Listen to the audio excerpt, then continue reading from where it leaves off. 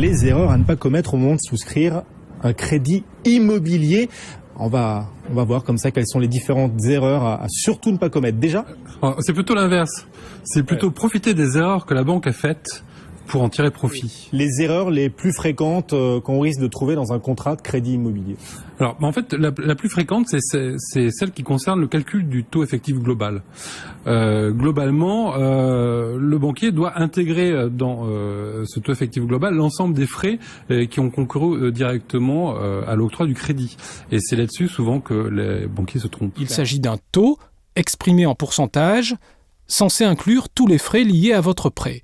Or, aussi incroyable que cela puisse paraître, lorsqu'ils calculent ce taux effectif global, le TEG, obligatoire dans tout contrat, les banquiers commettent très fréquemment des erreurs. Ils se trompent très régulièrement même. Ils font même des erreurs systématiques. Et je comprends l'incrédulité, on n'imagine pas que son banquier, à qui on fait confiance, puisse commettre des erreurs. Enfin, il doit vous calculer ce fameux taux sur une année civile. Et non pas sur l'année bancaire. L'année civile, c'est 365 jours ou 366. L'année bancaire, c'est 360. Mais 360, c'est uniquement pour les professionnels. C'est ce qu'on appelle l'année lombarde. Et c'est sur cette base qu'elle calcule les taux d'intérêt. Un décalage de 5 jours, donc par rapport à l'année civile. Décalage faible peut-être, mais à la défaveur du client. Ces dernières années, la justice a donc tranché à plusieurs reprises en faveur des emprunteurs. Officiellement, les banques qui appliquent l'année lombarde au crédit souscrit par les particuliers sont donc condamnés. Ont été calculés sur des années à 360 jours au lieu de 365 et ça, eh bien, ça n'est pas réglementaire. 5 jours de moins que l'année civile, 5 jours qui vont valoir de l'or pour les emprunteurs. La justice est claire et la sanction sans appel, l'annulation pure et simple du taux d'intérêt fixé à la signature du prêt.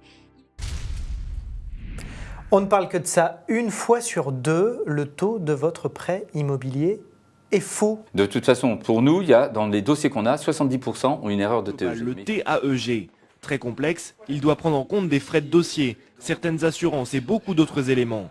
Une fois sur deux, les banques en oublient et donc se trompent dans le calcul. Et si elle est avérée, réjouissez-vous, le taux de votre crédit sera ramené à hauteur du taux d'intérêt légal. La loi est très claire. En cas d'erreur, elle sanctionne la banque par la nullité du taux conventionnel. Si vous repérez une erreur dans votre contrat, une seule erreur suffit, le taux d'intérêt de votre crédit va donc être remplacé par le taux légal. L'avantage, le taux légal est beaucoup plus bas que le taux appliqué par votre banquier. Voici un exemple. Un propriétaire a emprunté 176 000 € à sa banque en janvier 2010. L'emprunteur découvre une erreur de calcul du TEG dans son contrat de crédit. Grâce à la loi, renforcée par l'arrêt de la Cour de cassation du 15 octobre 2014, le taux de son crédit est remplacé par le taux légal en vigueur en 2010, soit 0,65%. Conséquence, la banque doit rembourser à ce propriétaire tous les intérêts payés en trop depuis 2010, soit la somme de 23 500 €.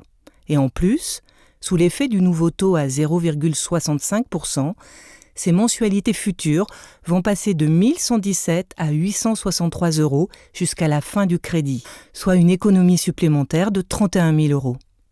Au total, grâce à cette erreur et à la loi, ce propriétaire récupère donc 54 500 € sur son crédit immobilier.